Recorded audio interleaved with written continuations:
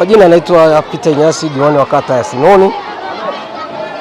Kwa kweli tulikuwa tuna changamoto kubwa ya maji katika kata yetu ya Sinoni, lakini leo baada ya juhudi za muda mrefu tumeweza kuhakikisha kwamba tumepata wafadhili ambao wameweza kuchimbia kisima kirefu ambapo maji haya yamepatikana hayana fluoride.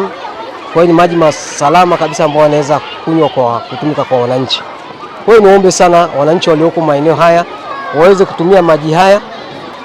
Leo tumeweza kupokea mradi wa uwanja wa michezo wa basketi ambao tumepata kwa wafadhili, na uwanja huu kwa kweli tutahakikisha unatumika vizuri kwa manufaa yetu.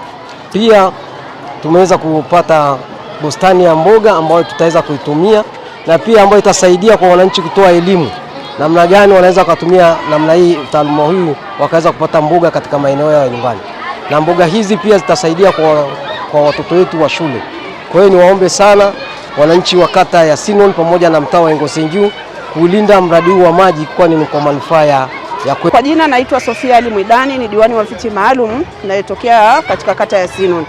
Mimi niseme leo tuko katika shule hii ya Engosengiu kwa ajili ya kupokea mradi wa wanafunzi ambao tulikuwa tumepatiwa na wafadhili ambao katika shule yetu ya Engosengiu.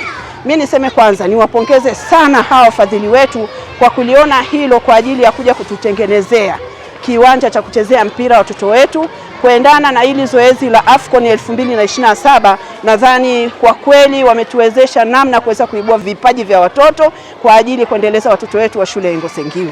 Lakini pia niseme tumefurahi sana kupata mradi wa maji ambao maji haya yatawasaidia wanafunzi wetu pamoja na wananchi wetu katika kata yetu hii ya Sinoni, ambayo hususani kwenye mtaa wetu wa Engosengiu.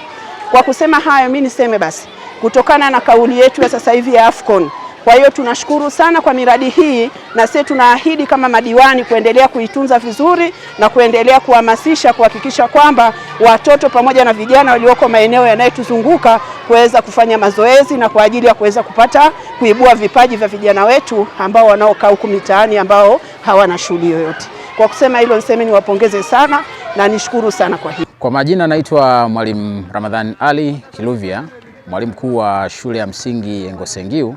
Kupitia miradi hii tunaamini kwamba ina mahusiano makubwa sana na maendeleo ya kitaaluma kwa wanafunzi wetu, kwa sababu tunaamini kwamba mwili imara na akili timamu ndio itakayomwezesha mwanafunzi kuweza kupokea yale ambayo anayapata darasani kutoka kwa mwalimu. Kwa hiyo kiwanja hiki cha michezo kitawawezesha wanafunzi wetu kuwa timamu, kuwa imara kimwili na kiakili. Lakini pia mboga za majani, tunaamini kabisa kwamba chakula kamili hakitakiwi kikose mboga za majani.